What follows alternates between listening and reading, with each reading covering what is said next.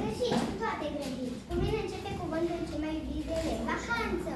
Ce poate fi mai relaxant decât vacanța? Nimic. Deci învățați cu cuvinte importante. Eu pot cânta cu un cu un piciorușele, cu un I. Eu mă joc cu alți copii, cu un O. Alergăm care încotro, cu un U. Eu la nani merg cu un F. Mâine merg la școală, cu un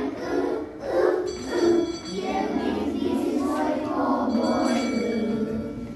Să știe bine care-i mai importantă și mă întreabă pe mine. Eu răspund.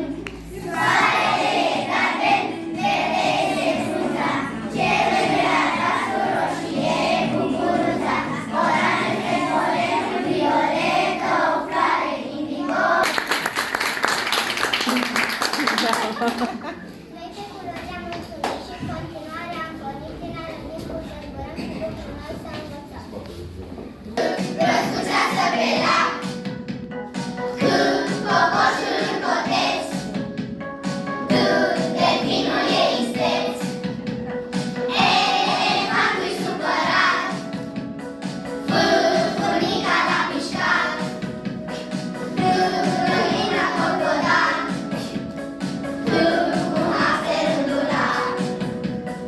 A, B, C, D, noi citim pe litere, E, F, G, H, am văzut un iepuraș, I, un iepure frilos. La școală învățăm, V, nu are energie, X, silabă și armonie, Y, poiana de scuiat, Z, și zebra a scăpat. W, X, Y, Z, alfabetul e complet. Uite, așa am terminat alfabetul de învățat.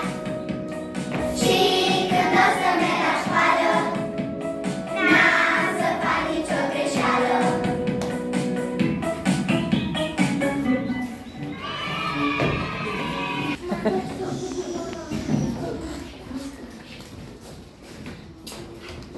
Erau două fetițe. Pe una o chema prietene bună, pe una o chema Păcăleala, pe cealaltă Minciuna. Erau vesele. Într-o zi a venit altă fetiță la ele să se joace.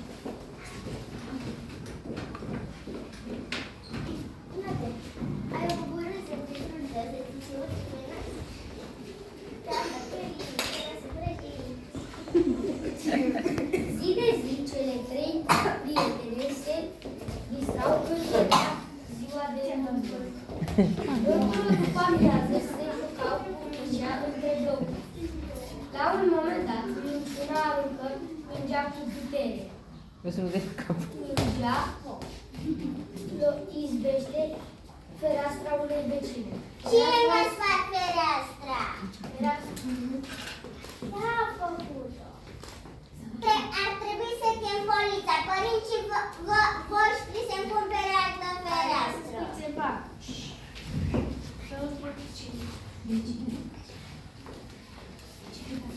De ce îi dau vina pe mine? A păsturit